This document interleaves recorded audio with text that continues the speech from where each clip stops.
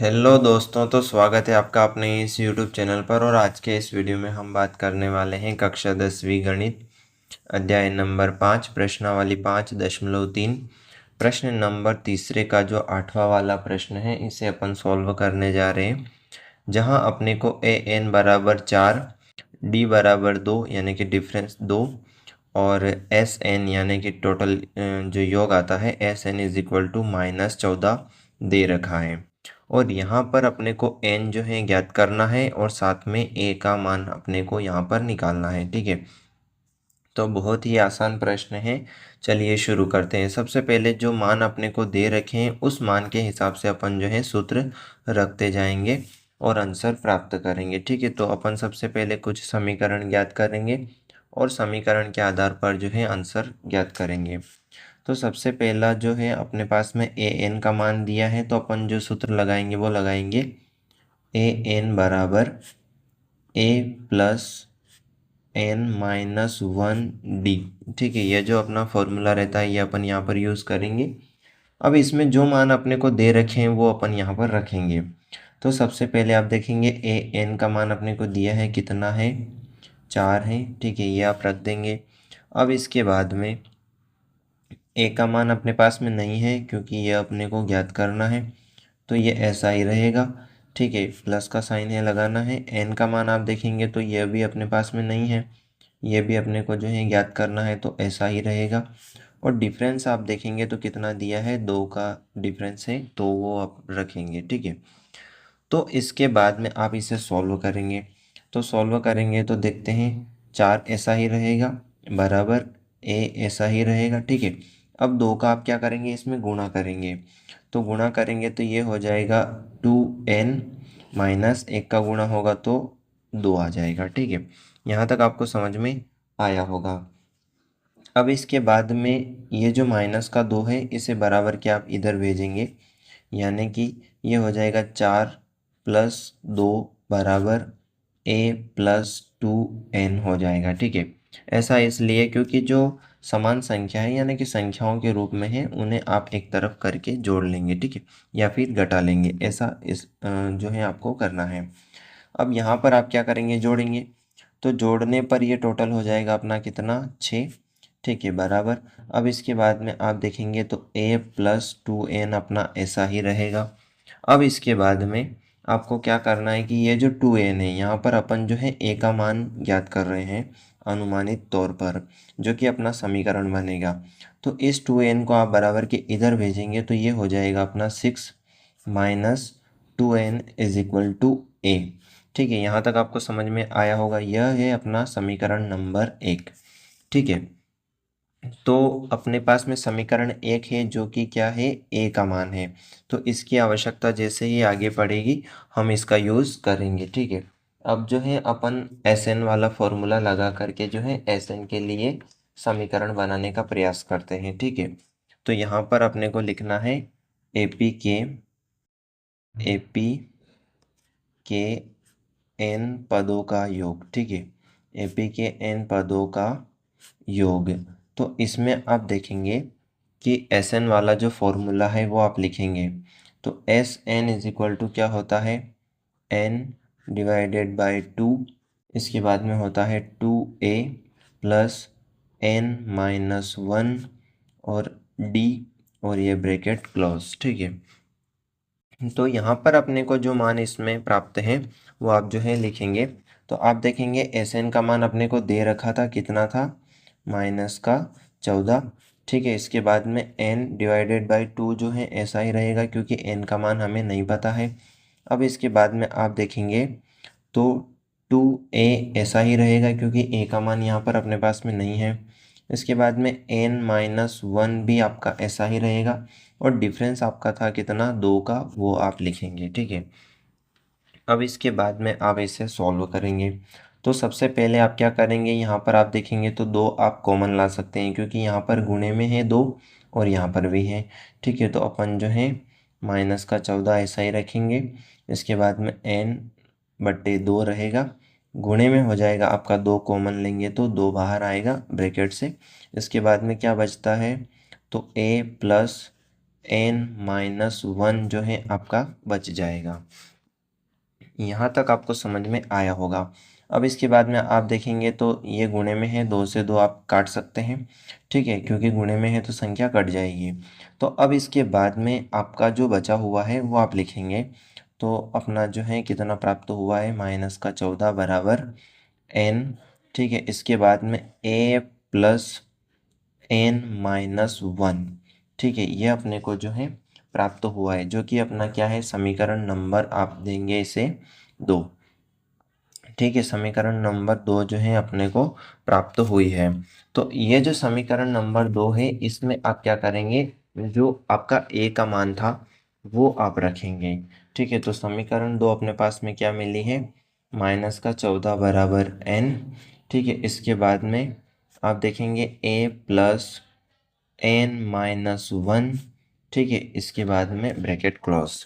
तो यह है अपनी समीकरण नंबर 2, जिसमें अपने को a का मान रखना है। तो आप लिखेंगे, ये है समीकरण नंबर 2। तो आप लिखेंगे समीकरण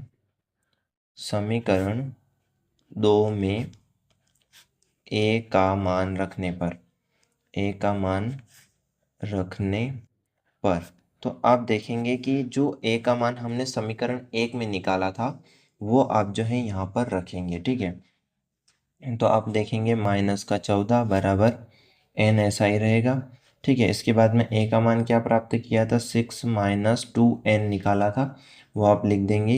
इसके बाद में प्लस n-1, ठीक है, और ब्रैकेट क्लोज। आप चाहे तो इसे खोल सकते हैं, यानी कि ये वाला जो ब्रैकेट है आप इसे खोल करके जो है लिख सकते हैं, जैसा कि मैं यहाँ पे लिखूँगा -14 बराबर n, ठीक है। इसके बाद में आप देखेंगे 6 - 2n प्लस n-1, ठीक है। यह जो है हमने लिखा है। तो अब अपने को जो है इस तरीके से इसको सॉल्व करना है कि कितना आंसर आना है, ठीक है। तो -14 ऐसा ही रहेगा, n आप लिखेंगे। अब इसके बाद में आप देखेंगे तो यहाँ पर जो है -2n है, यहाँ पर जो है प्लस का है, तो प्लस माइनस होगा माइनस। तो सबसे पहले आप जो है इस 6 को सॉल्व कर लेंगे, यानी कि 6 और ये माइनस का 1, तो 6 में से 1 घटाएंगे तो कितना बचेगा, 5 बचेगा, ठीक है। इसके बाद में माइनस का साइन, और देखेंगे तो 2n जो है माइनस का है, इस वास्ते मैंने माइनस का चिन्ह जो है प्रयोग किया है, क्योंकि आप देखेंगे तो माइनस वाली संख्या बड़ी है। तो यहाँ पर 2n में से जो है एक n माइनस होगा तो बचेगा n, ठीक है। यहाँ तक आपको समझ में आ गया होगा, ठीक है। अब आप क्या करेंगे, ये जो मान प्राप्त हुआ है इसमें आप n का गुणा करेंगे, यानी कि n का गुणा 5 से, n का गुणा n से।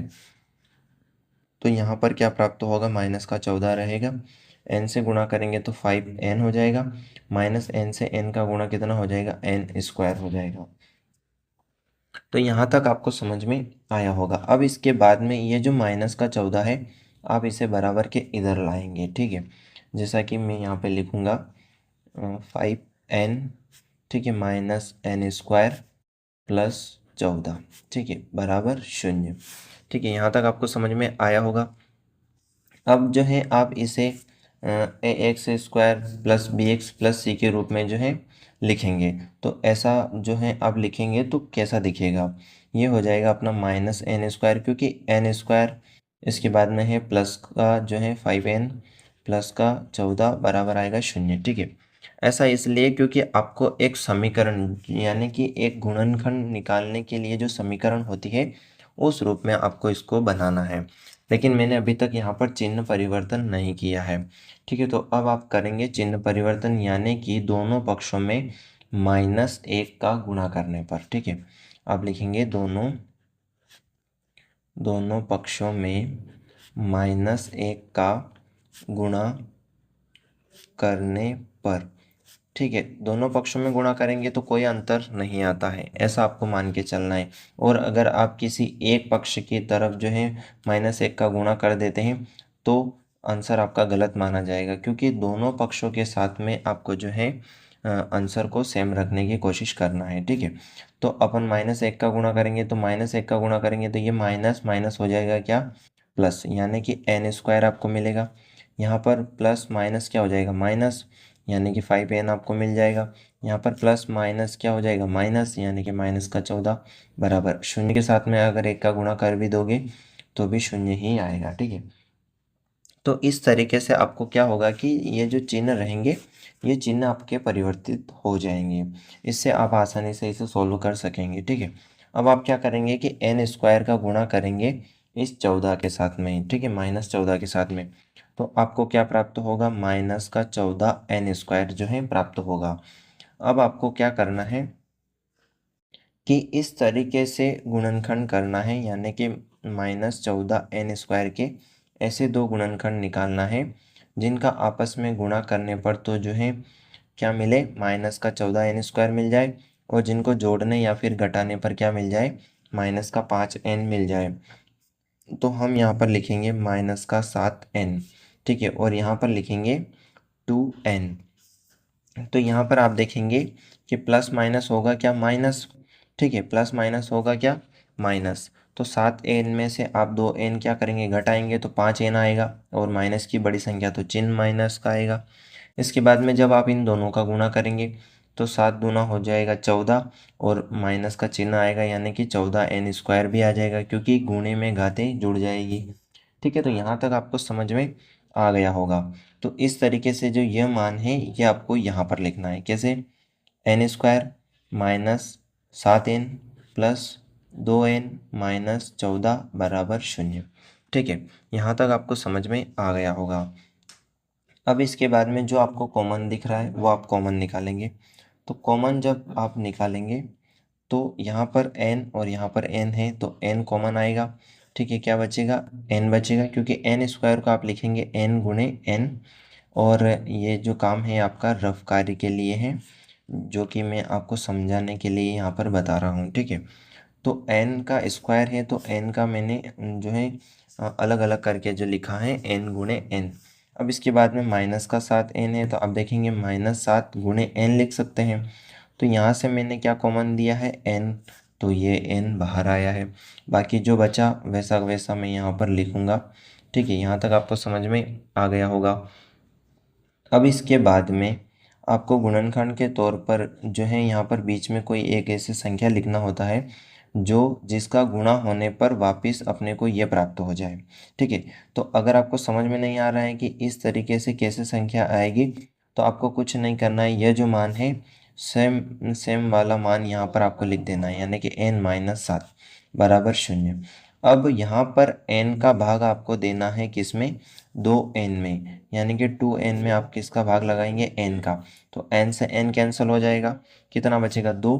तो 2 आप लिखेंगे। ठीक है, और प्लस का रहेगा, क्योंकि 2 का गुणा जब n के साथ में होगा तो 2n भी मिलेगा, और माइनस प्लस माइनस हो जाएगा, 2 से 7 का गुणा 14 भी आपका आ जाएगा। ठीक है, तो इस तरीके से आपको समझ में आया होगा।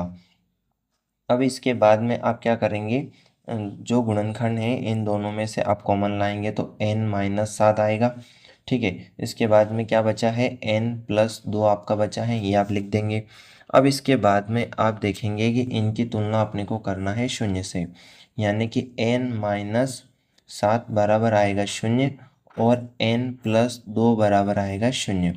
तो आप देखेंगे कि n का मान यहाँ पर मिलेगा, माइनस से इधर आएगा तो हो जाएगा प्लस का, यानी कि 7 आएगा, और यहाँ से प्लस है तो इधर आएगा तो माइनस का हो जाएगा, तो n बराबर आएगा -2, जो कि मान्य नहीं होगा, क्योंकि n का मान प्लस में ही रहेगा। ठीक है, इतना आपको समझ में आना चाहिए कि n का मान हमेशा काय में रहेगा, प्लस में रहेगा। ठीक है, तो यहाँ तक आपको समझ में आया होगा, यह है n का मान। तो हम क्या रखेंगे, n का मान कितना रखेंगे, 7 रखेंगे। ठीक है, अब अपने को चाहिए किसका मान, a का मान। ठीक है, a का मान चाहिए, तो हमने जो समीकरण निकाली थी, समीकरण कौन सी निकाली थी, एक वाली, जो एक समीकरण थी उसमें अपन n का मान रखेंगे। तो आप यहाँ लिखेंगे समीकरण समीकरण 1 में n का मान रखने पर, मान रखने पर, तो समीकरण 1 में आप क्या करेंगे, n का मान रखेंगे।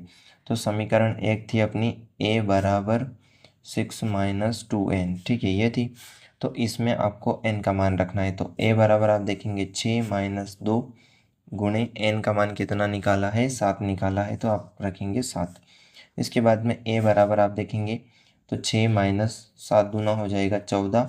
अब इसके बाद में ए बराबर आप देखेंगे तो यहाँ पर प्लस माइनस होगा माइनस, यानी कि माइनस का 8 आंसर आपको यहाँ पर प्राप्त होगा, जो कि आपका बिल्कुल करेक्ट आंसर होगा। और इस तरीके से अपन ने जो है एन का मान भी निकाल लिया है, कितना था 7, और इसी तरीके से अपन ने ए का मान भी निकाल लिया है जो है माइनस का 8। तो यह जो है बिल्कुल करेक्ट आंसर है इस वाले प्रश्न के लिए। उम्मीद करता हूँ आपको समझ में आया होगा। कैसा लगा ये वीडियो कमेंट कर ज़रूर बताएं। साथ ही जुड़े रहें हमारे साथ ताकि आप कुछ अच्छा और नया सीख सकें। धन्यवाद, मिलते हैं अगले वीडियो में।